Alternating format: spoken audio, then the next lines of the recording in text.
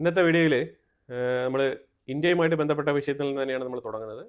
അതിൽ പാകിസ്ഥാൻ്റെ ISIയുടെ പരിപാടികൾ, കലാപരിപാടികൾ. പഞ്ചാബ് പാകിസ്ഥാൻ ബോർഡറിൽ RPG-22 ആൻറ്റി ടാങ്ക് എന്ന് പറഞ്ഞ ആ മിസൈൽ, ഈ തോളത്ത് വെച്ച് അടിക്കുന്ന സാധനം ഉണ്ടല്ലോ, അത് കടത്തുന്നതിൻ്റെ ഇടയിൽ രണ്ടുപേരെ പിടികൂടിയിട്ടുണ്ട്. പാകിസ്ഥാൻ്റെ ISIയുടെ ആ ഒരു പ്രവൃത്തി ഈ പഞ്ചാബ് മേഖലയിൽ മാത്രമല്ല, ഇത് മ്യാൻമറിൻ്റെ ഭാഗത്ത് നടന്നിട്ടുണ്ട് എന്നുള്ളതാണ് മനസ്സിലാക്കേണ്ടത്. മ്യാൻമറിൻ്റെ വാർത്തകൾ വളരെ പരിമിതമായിട്ടാണ് പുറത്തു വന്നുകൊണ്ടിരിക്കുന്നത്. കാരണം ഇന്ത്യയുടെ ഭാഗത്തുനിന്ന് ഒഫീഷ്യലി ഇതുമായിട്ട് ബന്ധപ്പെട്ട സ്റ്റേറ്റ്മെൻറ്റുകളൊന്നും പുറത്തു വന്നിട്ടില്ല. പക്ഷേ ആ ഒരു ഏരിയയുമായിട്ട് ബന്ധപ്പെട്ട ലോക്കൽ ന്യൂസ് പേപ്പറുകളിൽ ഇത് വന്നു തുടങ്ങിയിട്ടുണ്ട്. കഴിഞ്ഞ തവണയും ഇന്ത്യ ഈ ഒരു ഡ്രോൺ അറ്റാക്ക് നടത്തിയ സമയത്ത് ഇതുപോലെ തന്നെയാണ് വാർത്തകൾ പുറത്തു വന്നുകൊണ്ടിരുന്നത്. പിന്നീട് 1-2 ദിവസങ്ങൾ കഴിഞ്ഞിട്ടാണ് ഇന്ത്യൻ ഗവൺമെൻറ് ഒഫീഷ്യലി അനൗൺസ്മെൻറ്റ് പ്രഖ്യാപിച്ചത്. അപ്പോൾ അതുപോലെ തന്നെ ഇപ്പോൾ രണ്ടാമത്തെ തവണയാണ് മ്യാൻമറിൻ്റെ ഭാഗത്ത് ഒരു ആക്രമണം ഇന്ത്യ നടത്തിയിരിക്കുന്നത്. ഡ്രോൺ ആക്രമണമാണ് നടത്തിയിരിക്കുന്നത്. ഇതിൽ ടാർഗറ്റ് ചെയ്യപ്പെട്ട ആ ഗ്രൂപ്പിൻ്റെ തലവൻ മിസ്സിംഗ് ആണ് എന്നാണ് പറയുന്നത്. പക്ഷേ ഇതുവരെ ഈ ഒരു അറ്റാക്കിൽ ഈ തലവൻ കൊല്ലപ്പെട്ടോ ഇല്ലെങ്കിൽ രക്ഷപ്പെട്ടോ എന്നുള്ളതിനെക്കുറിച്ചുള്ള വിവരങ്ങൾ പൊതുവിൽ വരുന്നില്ല. പക്ഷേ അതിലുപരിയായിട്ട് 15 മുതൽ 20 പേരിലധികം കൊല്ലപ്പെട്ടിട്ടുണ്ടാവാം എന്നുള്ള ഒരു നിഗമനങ്ങളുണ്ട്. അതുപോലെ തന്നെ നിരവധി പേർക്ക് പരിക്കേറ്റിട്ടുണ്ടെന്നുള്ള വാർത്തയും കൂടി വരുന്നുണ്ട്. NSCNK എന്ന് പറഞ്ഞ ഗ്രൂപ്പാണ് ഈ ഗ്രൂപ്പിനെയാണ് ടാർഗറ്റ് ചെയ്തത്. ഇതിനു മുമ്പ് നമ്മൾ നടത്തിയ അറ്റാക്ക് എന്ന് പറഞ്ഞാൽ അത് ഉൽഫ തീവ്രവാദികൾക്ക് എതിരെ നടത്തിയതാണ്. ഇപ്പം നടത്തിയ ഒരു അറ്റാക്ക് എന്ന് പറഞ്ഞാൽ ഈ ഒരു ഗ്രൂപ്പിനെ ടാർഗറ്റ് ചെയ്തുകൊണ്ടാണ് നടത്തിയിരിക്കുന്നത് ഈ ഒരു ഓപ്പറേഷൻ. അതിൽ പ്രധാനമായിട്ട് ഈ ഒരു സംഘടനയെ ടാർഗറ്റ് ചെയ്യാനുള്ള കാരണം എന്ന് വെച്ചാൽ ഇന്ത്യക്കുള്ളിൽ ഈ നക്സൽ എന്ന് പറഞ്ഞ ഈ ടീമുകൾക്ക് ആയുധം കൊടുക്കുന്നത് NSCNKOE എന്ന് പറഞ്ഞ ഈ ടീമുകളാണ്. ഇന്ത്യക്കുള്ളിലെ ഈ നക്സലുകൾക്ക് ആയുധം കൊടുക്കുന്നതായിട്ടുള്ള കണ്ടെത്തലിനെ തുടർന്നാണ് ഈ ഓപ്പറേഷൻ നടത്തിയിരിക്കുന്നത്. ഇതിന്റെ പുറകിലും ISIയുടെ കൈയുണ്ട്, ചൈന ത്രൂ എന്നും കൂടി ചില വാർത്തകൾ വരുന്നുണ്ട്. ഇതൊക്കെ കോൺസ്പിറസി തിയറികളാണ്. അതുപോലെ തന്നെ UK പേരിലും അമേരിക്കയുടെ പേരിലുമൊക്കെ അലിഗേഷൻസ് ഈ ഭാഗത്ത് വരുന്നുണ്ട്. പക്ഷേ ഇതെല്ലാം സ്റ്റിൽ കോൺസ്പിറസിയാണ് കേട്ടോ. കൺഫേം ആയിട്ട് തെളിയിക്കപ്പെട്ട റിപ്പോർട്ടുകളുള്ള പരിപാടിയല്ല ഇത്. ഈ അമേരിക്കയുടെ, UK ചൈനയുടെ ഇൻവോൾവ്മെന്റ് എന്നൊക്കെ പറയുന്നത്. ISIയുടെ ഇൻവോൾവ്മെന്റ് ആണ് ഇന്ത്യ ഏറ്റവും കൂടുതൽ ആ ഭാഗത്ത് സംശയിക്കുന്നത്. കാരണം ബംഗ്ലാദേശുമായിട്ട് ബന്ധപ്പെട്ട് ആ രീതിയിൽ കുറച്ച് ചാരപ്പണി അവിടെ നടക്കുന്നുണ്ടെന്നുള്ളതിൻ്റെ ഒരു അറിവ് പണ്ടേ ഉണ്ടായിരുന്നു. അതിലുപരിയായിട്ട് ബിയോണ്ട് ദറ്റ് ലെവലിലുള്ള അലിഗേഷൻസ് എല്ലാം തന്നെ കോൺസ്പിറസിയാണ്. പിന്നെ ഈ പഞ്ചാബിന്റെ ഏരിയ എന്ന് പറയുമ്പോഴത്തേക്കും ഈ പഞ്ചാബും പാകിസ്ഥാനും തമ്മിലുള്ള ഒരു ബോർഡറിൽ ജാഫർവാല എന്ന് പറഞ്ഞ സ്ഥലത്താണ് ഈ ആന്റി ടാങ്ക് RPG-22 എന്ന് പറഞ്ഞ ആ കാറ്റഗറിയിൽപ്പെട്ട വെപ്പൺ കടത്തുന്നതുമായിട്ട് ബന്ധപ്പെട്ട് 2 പേരെ കസ്റ്റഡിയിൽ എടുത്തിരിക്കുന്നത്. ഇതും കൂടി ഈ ഒരു മ്യാൻമറും ഈ പഞ്ചാബിന്റെ മേഖലയും കൂടി നോക്കുമ്പോഴത്തേക്കും ഇന്ത്യക്കുള്ളിൽ ഇൻഫിൽട്രേഷന്റെ ആ ഒരു സാധ്യത, ആ ഒരു പോസിബിലിറ്റിയാണ് പാകിസ്ഥാൻ ശ്രമിക്കുന്നതായിട്ട് മനസ്സിലാക്കാൻ പറ്റുന്നത്. അത് ഏതെങ്കിലും തരത്തിൽ ഇന്ത്യക്കുള്ളിൽ എന്തെങ്കിലുമൊക്കെ ഒന്ന് ആക്രമണങ്ങൾ നടത്തി ഇന്ത്യയെ ഒരു യുദ്ധത്തിലേക്കോ അല്ലെങ്കിൽ അടുത്തൊരു ഓപ്പറേഷൻ സിന്ധൂർ 2.0 വലിച്ചഴക്കാൻ വേണ്ടിയിട്ടുള്ള ശ്രമങ്ങൾ തുടരുന്നതായിട്ടാണ് മനസ്സിലാക്കാൻ പറ്റുന്നത്. തീർച്ചയായിട്ടും ഇപ്പോൾ ഒരു RPG-22 ആന്റി ടാങ്ക് മിസൈൽ കൊണ്ടുവരുന്ന വെച്ചോ, ഇത് എന്തിനു വേണ്ടിയിട്ട് ഉപയോഗിക്കും?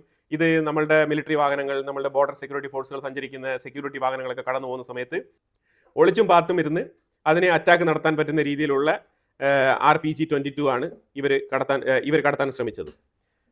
അപ്പോൾ ഇതിൽ നിന്ന് കാര്യങ്ങൾ വ്യക്തമാണ് എന്താണ് അവർ ഉദ്ദേശിക്കുന്നുള്ളത്. ഇതാണ് ഇതിൻ്റെ ഔട്ട്ലൈൻ.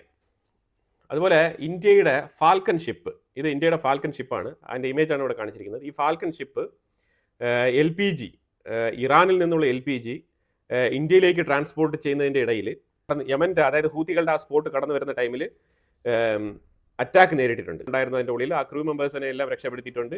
അപ്പോൾ എന്തായാലും ഇപ്പം കപ്പൽ അവിടെ അറ്റാക്ക് നടത്തി, അത് മുങ്ങിയൊന്നും പോയിട്ടില്ല. ഫോർമലി 2 തവണയാണ് അറ്റാക്ക് നേരിടേണ്ടി വന്നത്. അപ്പോൾ അത് അവിടെ ഹാൾട്ട് ചെയ്ത് നിർത്തിയിരിക്കുകയാണ്. അപ്പോൾ ഇതിനകത്ത് ആദ്യം മനസ്സിലാക്കേണ്ടത് പറഞ്ഞാൽ ഇതിനകത്ത് LPG ആണ് കൊണ്ടുവരുന്നത്. അപ്പോൾ ഇതിൽ പ്രധാനമായിട്ട് മനസ്സിലാക്കേണ്ടത് ഹൂത്തികളാണോ ഇത് അറ്റാക്ക് നടത്തിയത്? കാരണം ഇറാനിൽ നിന്നുമാണ് ഇത് കൊണ്ടുവരുന്നത്. അപ്പോൾ ഇതിലൊരു കാര്യം മനസ്സിലാക്കണം, ഇറാനിൽ നിന്നും കൊണ്ടുവരുന്ന LPG എന്തിനാണ് ഈ റെഡ് സീയുടെ ഭാഗത്തേക്ക് യമൻ്റെ സൈഡിലേക്ക് പോയത് എന്ന് ചോദിച്ചു കഴിഞ്ഞാൽ ഇത് വേറെ ഏതെങ്കിലും തരത്തിൽ റീറൂട്ട് ചെയ്ത് കൊണ്ടുവന്നതാണോ എന്നുള്ള ഡൗട്ടൊക്കെ ഉണ്ട്. പക്ഷേ അതൊക്കെ വേറെ വിഷയങ്ങളാണ്. പക്ഷേ എന്നാൽ ഇപ്പോൾ ഈ ഒരു സാഹചര്യത്തിൽ യമനികളാണ്, അതായത് ഹൂത്തികളാണോ ഇത് അറ്റാക്ക് ചെയ്തത് എന്നുള്ളൊരു ഉറപ്പില്ല. കാരണം ആരും ഇത് ഏറ്റെടുത്തിട്ടില്ല. പക്ഷേ പരമാവധി ഡൗട്ടെല്ലാം തന്നെ ഹൂത്തികൾക്ക് നേരെയാണ് നീളുന്നത്. ഇന്നലെ അവരുടെ ആർമി ജനറലിൻ്റെ ബരിയൽ സെറമണി ആയിരുന്നു. അപ്പോൾ അതുമായിട്ട് ബന്ധപ്പെട്ട് അതിൻ്റെ ആ ഒരു വിരക്തിയിൽ എന്നാൽ പിന്നെ ഇന്ത്യ ഇസ്രായേലിനെ സപ്പോർട്ട് ചെയ്യുന്ന രാജ്യമല്ലേ എന്ന് 2 വെച്ച് കീച്ചതാണോ നമുക്കറിയില്ല. പക്ഷേ ഇതാണ് സാഹചര്യം. ഇന്ത്യയുടെ ഫാൽക്കൺ ഷിപ്പ് ഇറാനിൽ നിന്നും ഇന്ത്യയിലേക്ക് LNG കൊണ്ടുവന്ന ആ ഒരു ഷിപ്പ് ഈ റെഡ് സീയുടെ ഭാഗത്ത് വെച്ചിട്ട് ആക്രമണത്തിന് ഇരയായിട്ടുണ്ട്. ഇതാണ് വാർത്ത. പിന്നെ അതുപോലെ വീണ്ടും യമനെ കുറിച്ച് തന്നെയാണ് പറയുന്നത്. യമൻ്റെ ഉള്ളിൽ 20 യുണൈറ്റഡ് നേഷൻസ് ഫുഡ് പ്രോഗ്രാമിൽ വർക്ക് ചെയ്യുന്ന ആൾക്കാരെ ഹൂത്തികൾ അറസ്റ്റ് ചെയ്തിട്ടുണ്ട്. ഇത് ഞാൻ ഇതിനു മുമ്പ് സൂചിപ്പിച്ചിട്ടുണ്ടായിരുന്നു ഈ ഒരു വാർത്ത. അതായത് ഇവരുടെ ലീഡർ അബ്ദുൽ മാലിക് എന്ന് പറഞ്ഞ ആ വ്യക്തി അസുഖബാധിതനായിട്ട് കിടക്കുകയാണ്. കാരണം ഇത് ഈ ഫുഡ് പ്രോഗ്രാമിന് വന്ന ആൾക്കാർ സ്പൈ വർക്ക് ചെയ്തതിൻ്റെ ഭാഗമായിട്ട് അതിലൂടെ ഈ ഫുഡിൽ എന്തെങ്കിലും മായം കലർത്തി ഈ രീതിയിലേക്ക് ഒരു ആക്രമണത്തിന് ശ്രമിച്ചതാണോ എന്നുള്ള ഡൗട്ടും കൂടിയുണ്ട് അവർക്ക്. അപ്പോൾ അതുകൊണ്ട് ഇപ്പോൾ ഈ വേൾഡ് ഫുഡ് പ്രോഗ്രാമിൻ്റെ 20 പേരെ, UN കീഴിൽ വർക്ക് ചെയ്യുന്ന 20 പേരെയാണ് അറസ്റ്റ് ചെയ്തിരിക്കുന്നത്, കസ്റ്റഡിയിൽ എടുത്തിരിക്കുന്നത്. ബാക്കി റെഡ് ക്രോസുമായിട്ട് ബന്ധപ്പെട്ട ആൾക്കാരെയൊക്കെ അവർ മാറ്റി നിർത്തിയിട്ടുണ്ട്. പക്ഷേ യുഎനുമായിട്ട് ബന്ധപ്പെട്ട് ഈ ഫുഡ് പ്രോഗ്രാമിൽ പ്രവർത്തിക്കുന്ന ആൾക്കാരെയാണ് ഇവർ പ്രത്യേകിച്ച് അറസ്റ്റ് ചെയ്തിരിക്കുന്നത്. അതുപോലെ നമ്മൾ നേരെ യൂറോപ്പിലേക്ക് പോയി കഴിഞ്ഞാൽ ഒരു പ്രത്യേക വാർത്തയാണ്. അതായത് യൂറോപ്പിൽ ഹംഗേരിയിൽ വെച്ചിട്ടാണ് പുടിനും ട്രംപും തമ്മിൽ ചർച്ച നടത്താൻ തീരുമാനിച്ചിരിക്കുന്നത്. അത് ഏകദേശം അത് ഇനിയിപ്പോൾ നടക്കുമോ എന്നുള്ളത് നമുക്കറിയില്ല. കാരണം അത് ആൾമോസ്റ്റ് ക്യാൻസൽ ആകുന്ന ഒരു അവസ്ഥയിലാണ്. അതിന് കാരണം വേറെ ഒന്നുമില്ല, 3 പേര്, യൂറോപ്പിലെ പ്രധാനപ്പെട്ട 3 പേരുണ്ടല്ലോ, അവർ 3 പേര് ഇപ്പോൾ ഒരുമിച്ച് രംഗത്തിറങ്ങി വന്നിട്ടുണ്ട്. 1 കീർ സ്റ്റാർമർ, 2 ഫ്രാൻസിലെ ഇമ്മാനുവൽ മാക്രോൺ, 3 ജർമ്മനിയിലെ മേഴ്സ് ഫ്രെഡറിക്. ഇവർ 3 പേരും രംഗത്തിറങ്ങിയിരിക്കുകയാണ്. അതായത് ഉക്രൈനിലെ 1 ഇഞ്ച് ഭൂമി പോലും ഞങ്ങൾ റഷ്യക്ക് വിട്ടുകൊടുക്കില്ല. പിന്നെ ബൾഗേറിയ പറഞ്ഞു ഞങ്ങൾക്ക് കുഴപ്പമില്ല, ഞങ്ങളുടെ എയർ സ്പേസ് വേണമെങ്കിൽ ഉപയോഗിച്ചുകൊണ്ട് പുടിന് വേണമെങ്കിൽ ഹംഗേരിയിലേക്ക് എത്തണമെങ്കിൽ എത്താം എന്ന് ബൾഗേറിയ പറയുന്നുണ്ട്. പക്ഷേ നേരെ പോളണ്ട് പറയുന്നത് അത് നടക്കുന്ന കാര്യമല്ല. ഞങ്ങൾ ഓൾറെഡി തന്നെ ടാർഗറ്റ് ചെയ്തിരിക്കുന്ന ഒരു വ്യക്തിയാണ് ഇതിലെ കടന്നു പോകുന്നത്. ഇതിൽ പുള്ളിക്കെതിരെ ഞങ്ങൾ ICCയിൽ കേസ് വരെ ഫയൽ ചെയ്തിട്ടുണ്ട്. അപ്പോൾ ആ സാഹചര്യത്തിൽ യൂറോപ്പിന്റെ എയർ സ്പേസിലൂടെ പുടിൻ കടന്നു പോകുകയാണെന്നുണ്ടെങ്കിൽ ഒന്നെങ്കിൽ ഞങ്ങൾ ഫ്ലൈറ്റിനെ താഴെ ഇറക്കി അറസ്റ്റ് ചെയ്യാനുള്ള ശ്രമങ്ങൾ നടത്തും, അതല്ലാന്നുണ്ടെങ്കിൽ ഞങ്ങൾ വെടിവെച്ചിടും. ഇതാണ് പോളണ്ട് കൊടുത്തിരിക്കുന്ന വാണി. അപ്പോൾ അതുകൊണ്ട് തന്നെ ഈ ഒരു ചർച്ച അലസി പോകുന്ന പരിപാടിയാണ്. വിത്തിൻ 1 വീക്കിൽ ഞാൻ അവസാനിപ്പിക്കുമെന്ന് പറഞ്ഞുകൊണ്ട് വന്ന ട്രംപിന് ഇത് 1 വർഷമായാലും അവസാനിപ്പിക്കാൻ പറ്റില്ല എന്നുള്ള അവസ്ഥയിലേക്കാണ് ഇത് മുന്നോട്ട് പോകുന്നത്. യൂറോപ്പ് ആണെങ്കിൽ പറഞ്ഞിരിക്കുന്നത് ഞങ്ങൾ ഫ്രണ്ട് ലൈൻ വാർ ഇപ്പം റഷ്യ അവസാനിപ്പിച്ചാലും ഉക്രൈൻ അവസാനിപ്പിച്ചാലും ഞങ്ങൾ 1 ഇഞ്ച് ഭൂമി പോലും കൈമാറാൻ തയ്യാറല്ല എന്നാണ് പറഞ്ഞിരിക്കുന്നത്. ഇതാണ് ഇപ്പോൾ നിലവിലെ ഈ ഒരു പൊസിഷൻ. അങ്ങനെ അടുത്ത് നമ്മൾ കാനഡയിലേക്ക് പോയി കഴിഞ്ഞാൽ ഇസ്രായേലും ഗാസയുമായിട്ട് ബന്ധപ്പെട്ട് പാലസ്തീനിയൻ സ്റ്റേറ്റ് ഇതുവരെ രൂപീകരിച്ചില്ല, അതുമായിട്ട് ബന്ധപ്പെട്ട് ഒരു ഇനിഷ്യേറ്റീവും നടന്നില്ല എന്ന് വെച്ചിട്ട് Mark Carney, Canadian prime minister പറഞ്ഞിരിക്കുന്നത് ബെഞ്ചമിൻ നെതന്യാഹു കാനഡയിലേക്ക് വന്നു കഴിഞ്ഞാൽ ഞാൻ അറസ്റ്റ് ചെയ്യും, ആസ് പെർ ICC പോളിസി അനുസരിച്ച് അറസ്റ്റ് ചെയ്യുമെന്നാണ് മാർക്ക് കെർനെ പറഞ്ഞിരിക്കുന്നത്. ഭയങ്കര സ്റ്റേറ്റ്മെന്റ് ആയിപ്പോയി. കാരണം കാനഡയിലേക്ക് Benjamin Netanyahu weekly 2 times tourist ആയിട്ട് യാത്ര ചെയ്തിട്ട് വന്നുകൊണ്ടിരിക്കുകയാണ്. അതുപോലെ ഇസ്രായേൽ പറഞ്ഞിരിക്കുന്ന ഒരു സ്റ്റേറ്റ്മെന്റ് ഈ ഒരു വിഷയമായിട്ട് ബന്ധപ്പെട്ട് ഗാസയുമായിട്ട് ബന്ധപ്പെട്ട് തന്നെയാണ്. ഇസ്രായേൽ പറഞ്ഞിരിക്കുന്നത് തുർക്കിയുടെയും ഖത്തറിന്റെയും 2 രാജ്യങ്ങളുടെയും ഒരു രീതിയിലുള്ള റെപ്രസെൻറ്റേഷനും ഈ ഗാസയ്ക്കുള്ളിൽ പ്രവർത്തിക്കാൻ വേണ്ടിയിട്ട് ഫോം ചെയ്യുന്ന ഗ്ലോബൽ സെക്യൂരിറ്റി ഫോഴ്സ് അഥവാ പാലസ്തീനിയൻ സെക്യൂരിറ്റി ഫോഴ്സ് അതിലേക്ക് പങ്കെടുപ്പിക്കാൻ പാടില്ല ഒരാൾക്കാരും. അതായത് ഖത്തറിൻ്റെയും തുർക്കിയുടെയും 2 രാജ്യങ്ങളുടെയും ആൾക്കാർ ഇതിനകത്ത് പങ്കെടുക്കാൻ പാടില്ല എന്ന് ഇസ്രായേൽ അമേരിക്ക എടുത്ത് കർശനമായിട്ടുള്ള നിർദ്ദേശം മുന്നോട്ട് വെച്ചിട്ടുണ്ട്. ട്രംപ് ആണെങ്കിൽ ഒരു സോഷ്യൽ മീഡിയ പോസ്റ്റ് ചെയ്തിട്ടുണ്ടായിരുന്നു. ആ പോസ്റ്റിൽ ട്രംപ് പറയുന്നത് വെച്ചാൽ മിഡിൽ ഈസ്റ്റ് രാജ്യങ്ങൾ നിങ്ങൾക്ക് ഇതൊരു ഗോൾഡൻ ഓപ്പർച്യൂണിറ്റിയാണ്, ഈ ഓപ്പർച്യൂണിറ്റി നിങ്ങൾ ഉപയോഗിക്കുന്നില്ല എന്നുണ്ടെങ്കിൽ ഇനി ഒരു 1000 വർഷം എടുത്താലും ഈ ഒരു പ്രശ്നം, അതായത് ഈ ഒരു ഇസ്രായേൽ ഗാസ വിഷയം നിങ്ങൾക്ക് ഒരിക്കലും ഒരു സൊല്യൂഷൻ കണ്ടെത്താൻ കഴിയാത്ത വിധം അത് മാറിത്തീരും. ഇതാണ് നിങ്ങളുടെ കയ്യിലിരിക്കുന്ന ലാസ്റ്റ് ഓപ്ഷൻ.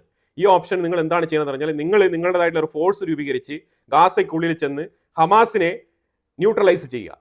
ഹമാസിനെ ന്യൂട്രലൈസ് ചെയ്യാൻ നിങ്ങൾ തയ്യാറല്ല എന്നുണ്ടെങ്കിൽ നിങ്ങൾ ഗാസയെ മറന്നേക്കൂ എന്നുള്ളതാണ് ഇൻഡയറക്റ്റ് ആയിട്ട് ട്രംപ് ആ ഒരു ട്വീറ്റിൽ എഴുതിയിരിക്കുന്നത്. വലിയ നീണ്ട ട്വീറ്റാണ്, അത് മൊത്തത്തിൽ ഞാൻ വായിക്കുന്നില്ല. പക്ഷേ അതിൻ്റെ ചുരുക്കം ഇതാണ്. അതായത് മിഡിൽ ഈസ്റ്റ് രാജ്യങ്ങൾക്ക് ഒരു പോസിറ്റീവ് എനർജി കൊടുക്കുന്ന രീതിയിൽ പുള്ളിക്കാരൻ എഴുതിയിരിക്കുന്നത്, പക്ഷേ അത് ഹമാസിനെ ഗണ്ണിക്കുന്ന രീതിയിലുമാണ്. ഹമാസിനെ തുരത്തുക, അതായത് ഇസ്രായേലിൻ്റെ പ്രഷർ ഇതിനകത്ത് വളരെ ശക്തമായിട്ട് ഈ ഒരു മെസ്സേജിൽ കാണാൻ കഴിയുന്നുണ്ട്.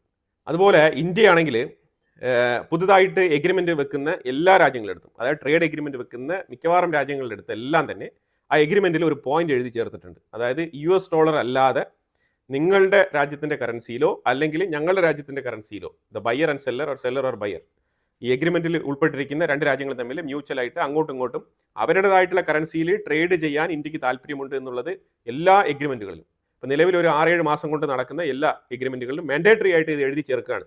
അങ്ങനെയാണ് ഇന്ത്യ പല രാജ്യങ്ങളുമായിട്ടും കരാർ ഒപ്പിട്ടിരിക്കുന്നത്. ഈ ഒരു വാർത്തയും കൂടി വരുന്നുണ്ട്. ഇത് അമേരിക്കയെ വല്ലാതെ ചൊടിപ്പിക്കുന്നുണ്ട്. UK വെച്ചിരിക്കുന്ന ട്രേഡ് എഗ്രിമെൻറ്റിലും ഈ പോയിന്റ് ശക്തമായിട്ട് എഴുതി പിടിപ്പിച്ചിട്ടുണ്ട്. അതാണ് മനസ്സിലാക്കേണ്ടത്. ഒന്നെങ്കിൽ സ്റ്റെർലിംഗ് പൗണ്ട് അല്ലെങ്കിൽ ഇന്ത്യൻ റുപ്പി, ഈ രീതിയിലുള്ള ട്രേഡ് നടത്താൻ വേണ്ടിയിട്ട് ഇന്ത്യ പരമാവധി ശ്രമിക്കുന്നുണ്ട്. RBIയും അതിന് വളരെയധികം ശക്തമായ തീരുമാനമെടുത്ത് ഇതേ പോളിസി മുന്നോട്ട് കൊണ്ടുപോവാണ്. അത് ഇന്ത്യയുടെ പോളിസിയാണ്, ആർക്കൊന്നും ചെയ്യാനില്ല. ഇപ്പോൾ ട്രംപ് ഇനി 2 ദിവസം കഴിഞ്ഞിട്ട് നല്ല രീതിയിൽ ചീറിപ്പാഞ്ഞ് വരാനുള്ള സാധ്യതയുണ്ട്. അത് ഏതെങ്കിലും തരത്തിൽ പല രീതിയിലും ഇന്ത്യയെ എങ്ങനെ ഒന്ന് കറക്കിയെടുക്കാം, ഏത് രീതിയിൽ ഇന്ത്യയെ ഒന്ന് തളർത്താം, ഏത് മേഖല ടാർഗറ്റ് ചെയ്ത് അറ്റാക്ക് നടത്താം എന്നൊക്കെ ചിന്തിക്കുമായിരിക്കും. പല രീതിയിലുള്ള പ്രഷറും വരാൻ സാധ്യതയുണ്ട്. പക്ഷേ അത് പ്രതീക്ഷിച്ച് തന്നെയാണ് ഇന്ത്യ മുന്നോട്ട് പോകുന്നത്.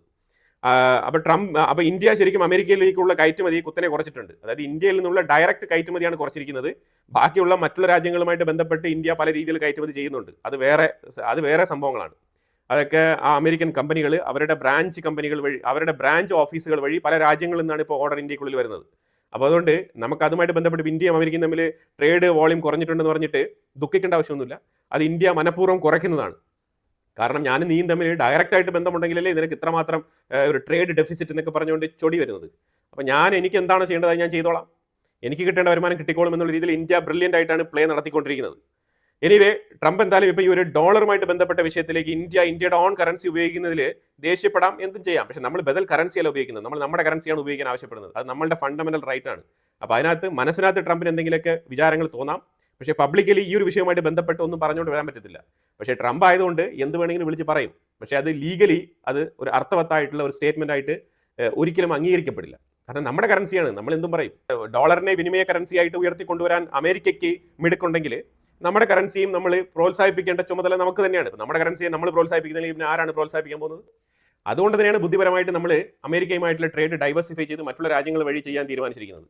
റീബ്രാൻഡ് ചെയ്ത് നമ്മൾ റീമാനുഫാക്ചറിങ് ചെയ്ത് നമ്മൾ കയറ്റിയിരിക്കും. നമ്മളുടെ ഫാക്ടറി നമ്മൾ മറ്റു പല രാജ്യങ്ങളിലും സ്ഥാപിച്ചിട്ട് അവിടെ നിന്ന് കയറ്റിയിരിക്കും. ആരും ഒന്നും ചെയ്യാനില്ല. അതുപോലെ അടുത്ത് വെനിസുലയുമായിട്ട് ബന്ധപ്പെട്ടുള്ള വാർത്തകൾ വരുന്നുണ്ട്. അതായത് വെനിസുലയെക്കുറിച്ച് പീറ്റർ ഹെഗ്സത്ത്, അമേരിക്കയുടെ വാർ സെക്രട്ടറി, പറഞ്ഞത് വൃത്തിയായിട്ട് പറഞ്ഞിട്ടുണ്ട്. 13 ബോട്ടുകളാണ് ഇതുവരെ ആ മേഖലയിൽ അറ്റാക്ക് നടത്തിയത്. 13 ബോട്ടുകൾ അമേരിക്കയുടെ മാരിടൈം ബോർഡർ, ആ ഒരു ബോർഡറിന് പുറത്ത്, അതായത് അമേരിക്കയുടെ ബോർഡറിലേക്ക് എത്തിയിട്ടില്ല, അതിന് മുമ്പ് തന്നെ അവർ ആ വെനിസുല ഭാഗത്ത് തന്നെ വെച്ചിട്ട് അറ്റാക്ക് നടത്തിയിട്ടുണ്ട്. ഇതിൽ നിരവധി പേര് ഇതുവരെ കൊല്ലപ്പെട്ടിട്ടുണ്ട്. അതും കൂടി ഒരു യാഥാർത്ഥ്യമാണ്. അതിലുപരിയായിട്ട് 7 എണ്ണം വെനിസുലയുടെ ബോട്ടാണ്. ഇതിൽ 7 എണ്ണം വെനിസുലയുടെ മാത്രം ബോട്ടാണ്. Half of the boat belongs to Venezuela. അപ്പോൾ അങ്ങനെയാണ് ടാർഗറ്റ് ചെയ്ത് അറ്റാക്ക് നടത്തിയിരിക്കുന്നത്. ബാക്കി കൊളംബിയ, അങ്ങനെ കുറേ രാജ്യങ്ങളുടെ പേരൊക്കെ പുള്ളി പറയുന്നുണ്ട്. പക്ഷേ mainly focused on Venezuela. UK ബന്ധപ്പെട്ട് ഒരു വാർത്ത വരുന്നുണ്ട്. അതായത് UK പിസ്സ ഹട്ട്, ഈ പിസ്സ ഹട്ട് എന്ന് പറഞ്ഞ ആ ഒരു ബ്രാൻഡിലുള്ള ആ ഒരു ഷോപ്പ് UK ഏതാണ്ട് 68 ഷോപ്പുകൾ ഈ വർഷം മാത്രം അടച്ചു പൂട്ടിയിട്ടുണ്ട്. 68 പിസ്സ ഹട്ട് ഷോപ്പുകൾ അടച്ചു പൂട്ടിയിട്ടുണ്ട്, ക്ലോസ്ഡ്. അപ്പോൾ അവിടുത്തെ സ്ഥിതിഗതികളാണ് നിങ്ങൾ മനസ്സിലാക്കേണ്ടത്. അതുപോലെ മാൽഡീവ്സിൽ ഒരു പുതിയ നിയമം പാസ്സാക്കിയിട്ടുണ്ട്. അതായത് ഒരുപാട് ഫോറിൻ വർക്കേഴ്സ് ഒക്കെ അവിടെ ഉണ്ടല്ലോ, പ്രത്യേകിച്ചും ഇന്ത്യയിൽ, കേരളത്തിൽ നിന്നാണ് ഏറ്റവും കൂടുതൽ ആൾക്കാർ അവിടെ പണിയെടുക്കുന്നത്. അതുപോലെ തന്നെ മറ്റുള്ള രാജ്യങ്ങളിൽ നിന്നും ഉണ്ട് ആൾക്കാർ. പക്ഷെ എന്നാലും മാൽഡീവ്സിൽ ഒരു പുതിയ നിയമം, $150 മാത്രമേ ഇനി ഒരു മാസം നിങ്ങൾക്ക് വീട്ടിലോട്ട് അയക്കാൻ കഴിയുള്ളൂ. അതായത് മണി ആ രാജ്യത്തിൽ നിന്നും പുറത്തോട്ട് അയക്കുന്നതിന് ലിമിറ്റേഷൻ കൊണ്ടുവന്നിരിക്കുകയാണ്. 13,000 രൂപയാണ് Indian money. As per Indian money 13,000 രൂപ ഒരു മാസം ഇന്ത്യയിലേക്ക് അയക്കാം. അപ്പോൾ ഇത് അവിടെ പണിയെടുക്കുന്ന കേരളൈറ്റ്സ് ആയിട്ടുള്ള നഴ്സസ്, ഡോക്ടേഴ്സ്, ഇവരൊക്കെ തന്നെ വല്ലാത്ത ബുദ്ധിമുട്ടിലാണ്. ഇപ്പം ഇതിനെതിരെ അവർ പരാതിപ്പെട്ടിട്ടുണ്ട്. ഇതേപോലെ മെഡിക്കൽ പ്രൊഫഷണൽസ്, അല്ലാത്ത ഹോട്ടൽ വർക്കേഴ്സ്, ഇവർക്കെല്ലാം തന്നെ ഇതൊരു ബുദ്ധിമുട്ടായി മാറിയിട്ടുണ്ട്. ഓൺലി 13,000 ഇന്ത്യൻ മണി മാത്രമേ അയക്കാൻ പറ്റൂ എന്ന് പറഞ്ഞു കഴിഞ്ഞാൽ അത് വളരെ ക്രൂഷ്യലായിട്ടുള്ള ഒരു മൊമെന്റ് ആണ് ശരിക്കും പറഞ്ഞാൽ. അപ്പോൾ ഇത് ഏത് രീതിയിലുള്ള പ്രതിസന്ധി സൃഷ്ടിക്കുമെന്ന് നമുക്കറിയത്തില്ല. മാൽഡീവ്സിനൊക്കെ നമ്മൾ ഒരുപാട് ഫോറിൻ കറൻസി റിസർവ് ഒക്കെ, ക്രെഡിറ്റ് ലൈനൊക്കെ നമ്മൾ കൊടുത്തിട്ടുള്ള രാജ്യമാണ് ഇന്ത്യ. അപ്പോൾ ഇന്ത്യക്കാരോട് ഈ പ്രവൃത്തി ചെയ്യേണ്ട ആവശ്യമില്ല. പക്ഷേ മാൽഡീവ്സിന്റെ പ്രശ്നം എന്ന് പറഞ്ഞാൽ അവർക്ക് പൈസയില്ല, റിസർവ് കറൻസിയും ഇല്ല, അതേപോലെ അവരുടെ ഓൺ കറൻസിയിലും ഷോർട്ടേജ് ആണ്.